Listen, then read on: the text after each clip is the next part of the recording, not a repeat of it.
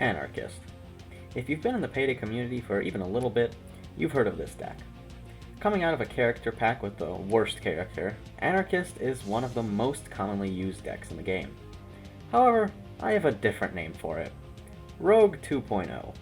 The reason for this is not all bad, so before you start getting mad at me, let me explain. Both Rogue and Anarchist are extremely popular decks among pub players.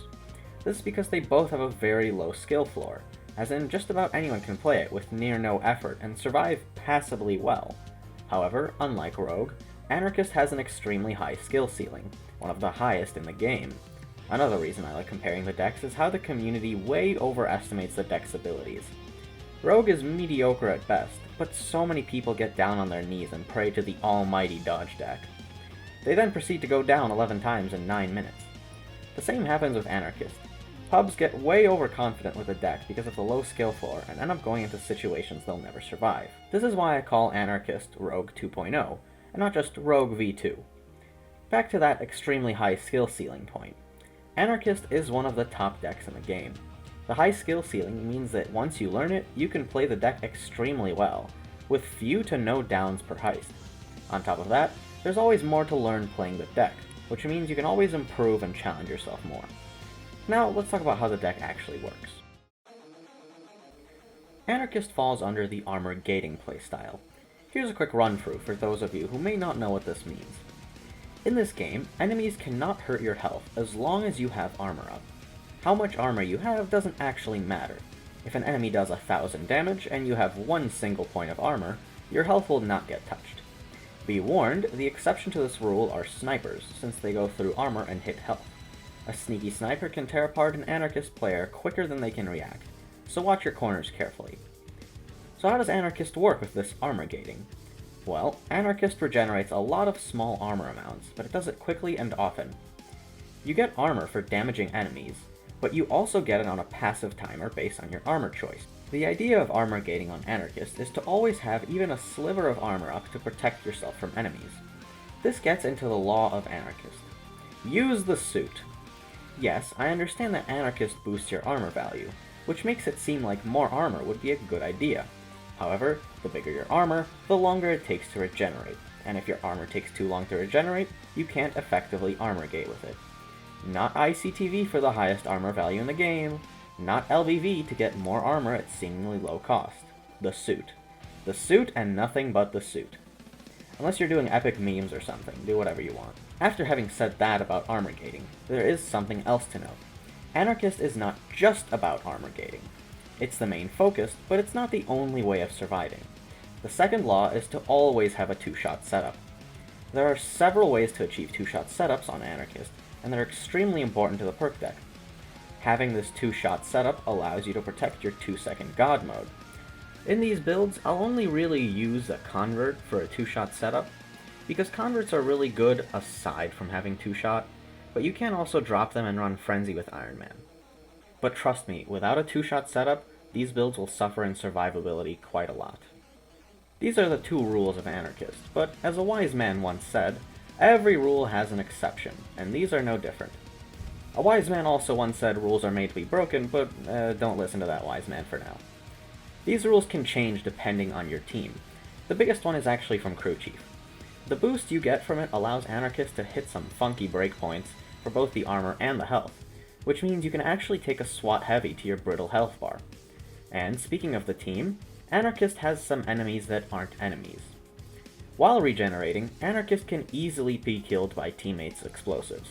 In addition to that, watch out for cheaters. No, not the kind of cheaters you're thinking of. When I say cheaters, I mean Crew Chief, Hacker, and even Tag Team. Now just ignore that cheaters is spelled wrong and work with me here. These perk decks can trip you up, both intentionally and not. Like I mentioned earlier, Crew Chief gives you buffs that give some funky breakpoints. While being helpful, they can also horribly ruin your Berserker setups. Unless you have backup strats prepared for Crew Chief breakpoints, you can kiss your perfect Zerk goodbye. Hacker ECMs heal the user per kill, but they also heal teammates. You would assume that Berserker would block this heal due to how the skill is written, but it doesn't. The Hacker ECM is not a heal, but actually a buff. Any and all healing actually comes from you, and isn't blocked. Having a hacker on your team means you get to slowly watch your Berserker value go down, and your hard work go to waste. Wow, that was, fuck, why did I write that? The same goes for Tag Team. A Tag Team user can tag you and ruin your Zerk. Sometimes they might tag you without thinking about your Berserker, sometimes they might tag you out of panic. But the ones to watch out for are the funny tags. The funny tag is intentionally tagging a Berserker user to place a dilemma before them. Either watch your Berserker fade away in front of your eyes, or die trying to preserve it. These are the players you need to be afraid of. Oh, who am I kidding? Good luck finding a tag team player in public games. However, lucky you, there is a way to prevent these hacker and tag team players from fiddling with your Zerk. Now, I need you to hear me out on this whole phrase here, and not conveniently forget some half of what I say. Berserker Live Matters can stop these healing effects. However, this mod is cheating. Aside from the heal blocks, it has way more cheaty features that should not be used. However, there is an extract from this mod which just has the heal blocking, and I will link it in the description. Personally, I don't use it and just rezerk whenever I need to, but if you want to block the healing, use this, not this. Again, for those of you in the back, this is a cheat. Wow, that was an awful lot to say before the builds even begin. Hopefully that wasn't just wasted air on my part, and it helped clear up Anarchist for some of you. Now we can finally move on to the builds.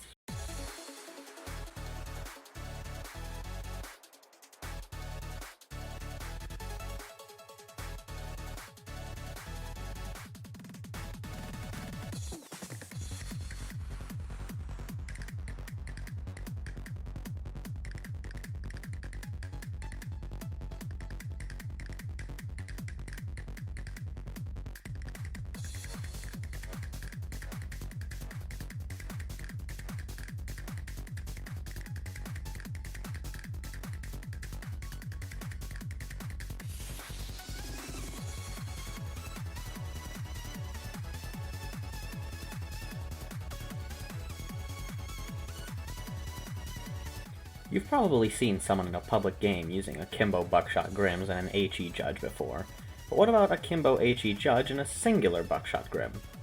Well, maybe you have. However, this build is lots of fun, and I suggest you give it a go. You may be thinking, isn't the single Grim a really low damage gun? Well, yeah, but with Berserker you can actually get some fun breakpoints with it. Speaking of Berserker, this build will utilize the Akimbo Judge. I'm not really a fan of Molotovs, as concussion grenades are just too good to give up, unless there's a really good reason. For this Zerk method, crouch down and mash the entire mag. Wait for the reload, and click 3 times really quickly. This will give you a very high Berserker, and combined with the shotgun skills, actually 2 shots heavy swats. Another thing you might be wondering is why Lock and Load Ace is selected. Lock and Load is one of Overkill's misleading skills.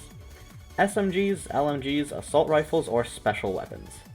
This is not quite accurate to the skill. It actually works with every full auto weapon. This includes stuff like flamethrowers, pistols, and yes, shotguns. Once you grab this skill, be it for this setup or any other shotgun setup, I promise it will be tough to let go. Those fast reloads increase the uptime of you spamming bullets into your enemies more than can be expressed. Make sure to give this build a go.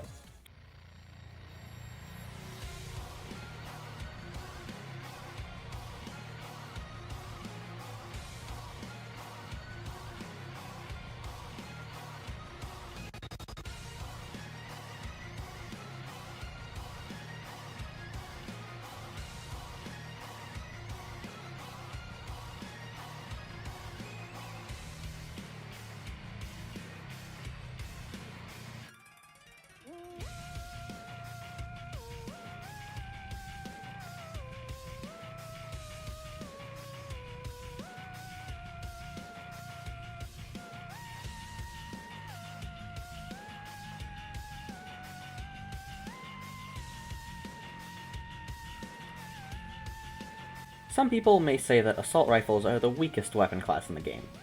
Maybe, maybe not. But that doesn't mean they can't be extremely strong.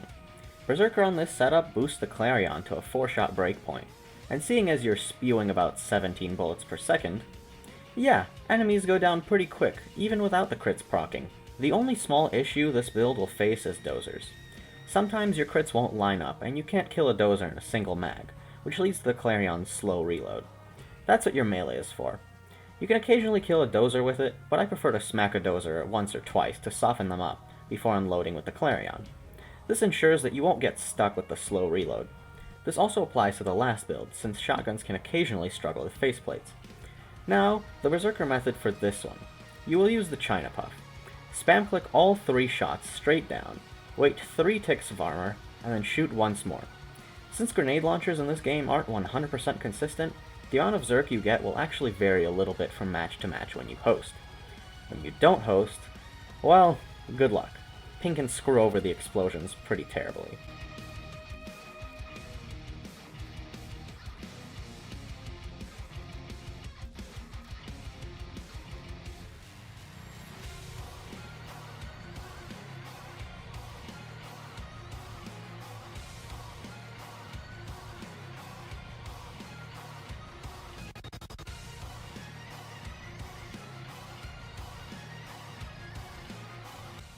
On a side note, you can use any automatic rifle with this. I just like the Clarion for its looks and the skins I have for it. Just note that if you're going to use DMRs, change Body Expertise Ace to Basic, as you don't get any new breakpoints unless you have a really specific setup.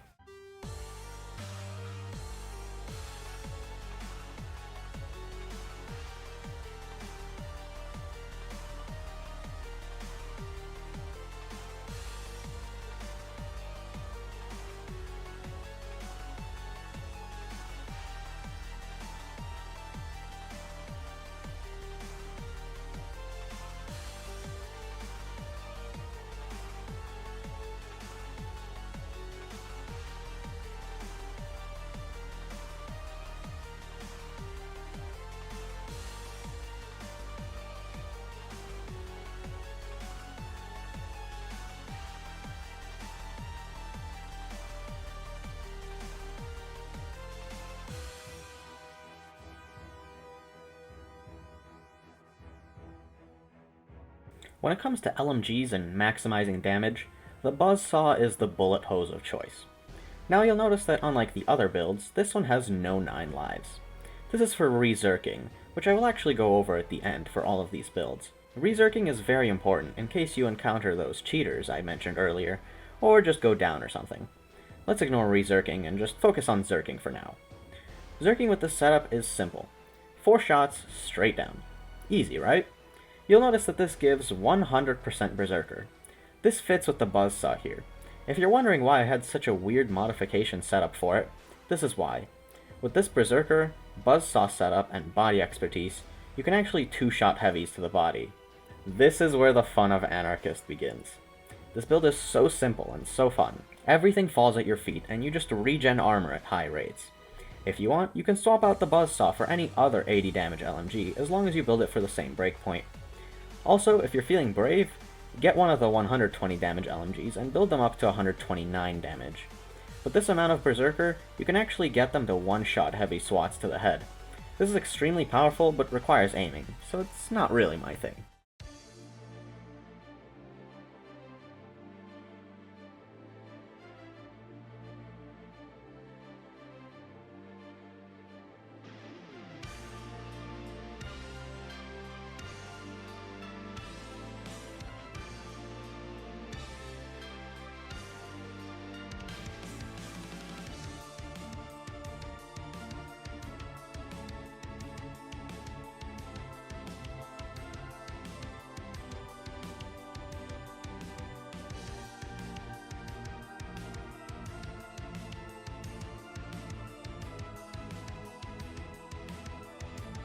If you thought the last build was high on damage output, then strap in for this one.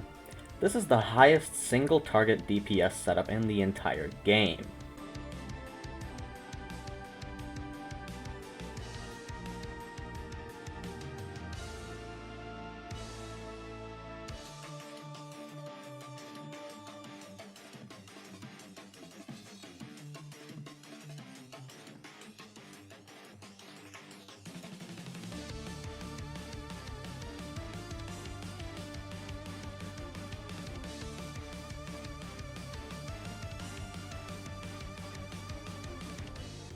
This build absolutely destroys high health targets, be it dozers, bosses, or turrets.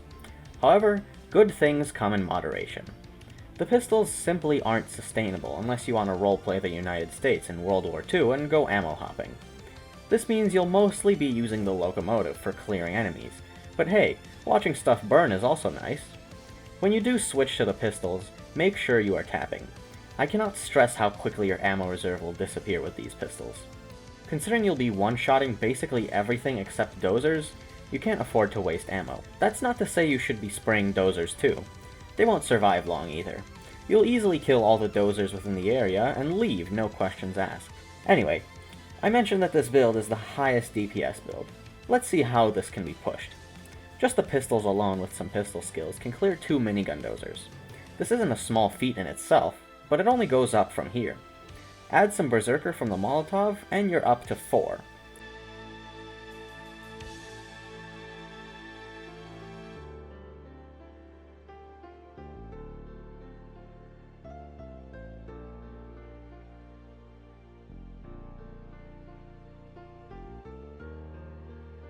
Combine with Overkill Aced, and you can do 7. Now this is where it goes a little bit out of control. Adding Low Blow and Unseen Strike gives 65% crit chance. This doesn't consistently kill the same amount of dozers, but you can potentially go up to 25 minigun dozers at once, and even more if you're lucky with crits. And now, Air by Bach.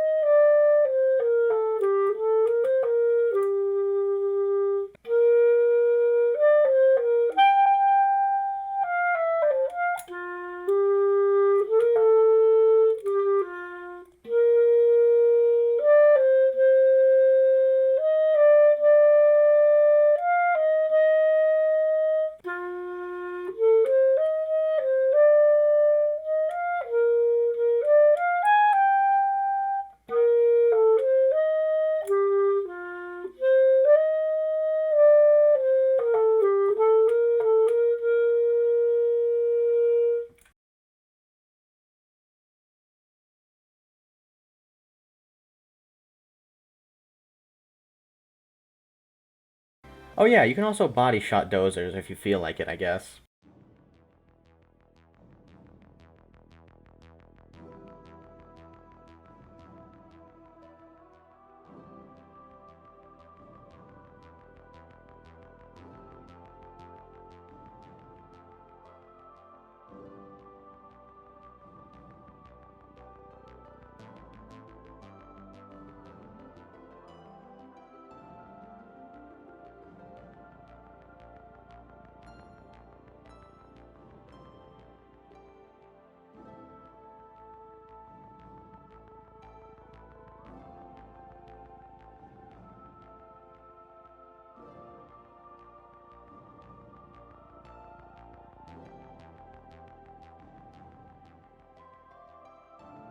And now for the weird build.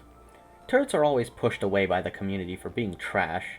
In reality, turrets can be pretty good. The reason people think they're bad is because turrets are fragile. There's no denying the fact. However, with clever positioning, you can protect your turrets for the entire heist without much effort. Before I explain turrets, let me quickly run through the rest of the build. The Yzma only exists for building ammo. The Mark 10 is for snipers and dozers.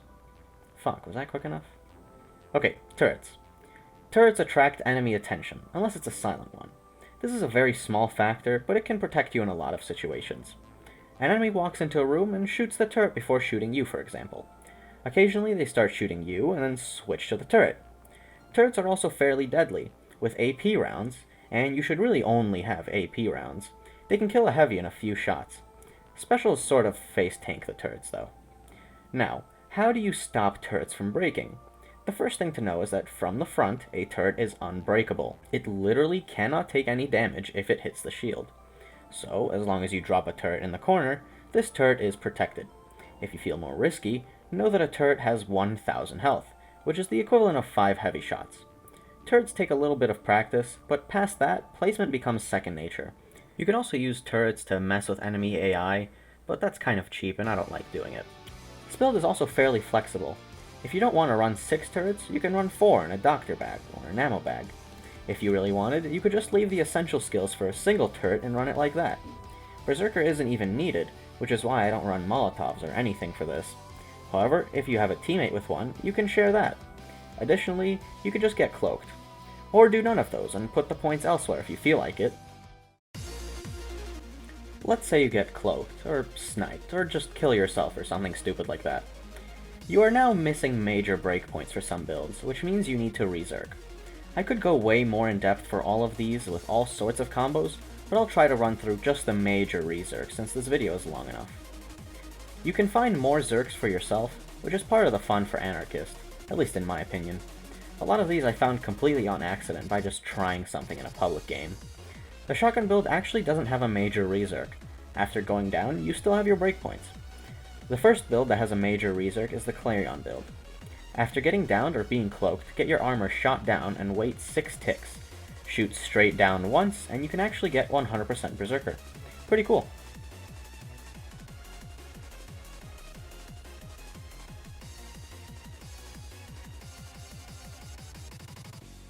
The Buzzsaw build needs to Rezerk post down, which is why there's no 9 lives. Kill your convert. Brutal, but it has to happen. Use a doctor bag, wait for your Anarchist timer to just barely start, and do the 4 shots again. If you don't have a HUD, well, good luck. You'll have to keep this timing in your head, or just guess. Any build with Molotovs needs 2 at once if you want to Rezerk after a doctor bag.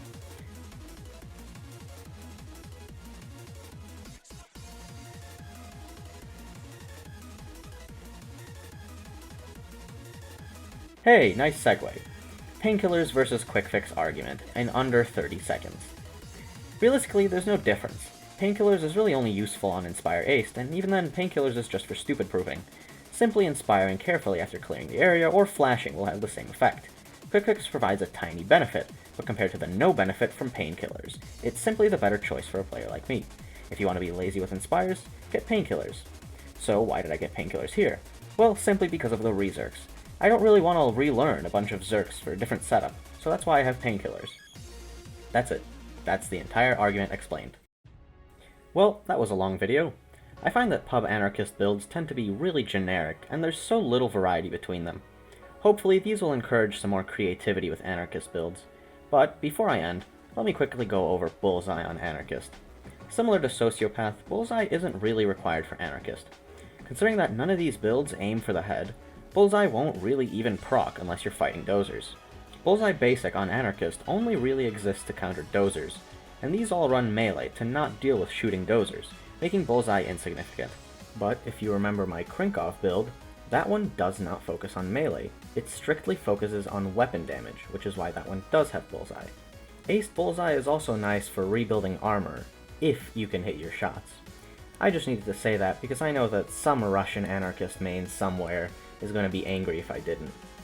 Well, that's it for this video. I'm sorry for having to delay it 2 times. That wasn't really my choice, as it turned out the little edit that I tried was more tedious than I expected.